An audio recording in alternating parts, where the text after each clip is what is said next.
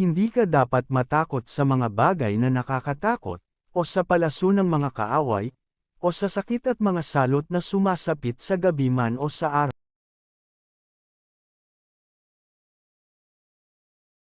Salmo 71, Awit ng Pagtitiwala. Ang sinumang nananahan sa piling ng kataas-taasang Diyos na makapangyarihan ay kakalinggan niya.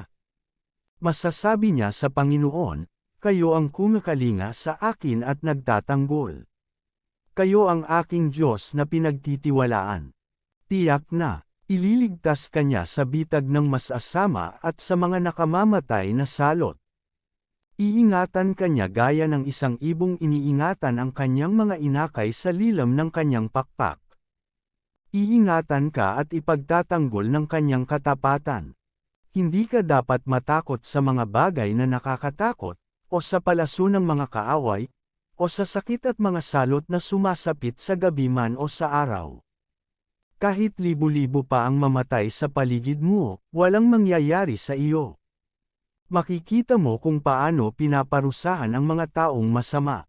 Dahil ginawa mong kanlungan ang Panginoon, ang kataas-taasang Diyos na aking tagapagtanggol, walang kasamaan, kalamidad o anumang salot ang darating sa iyo o sa iyong tahanan. Dahil uutusan ng Diyos ang kanyang mga anghel upang ingatan ka saan ka man magpunta. Tubuhitan kanila upang hindi masugatan ang iyong mga paa sa bato. Tatapakan mo ang mga leon at mga makamandag na ahas.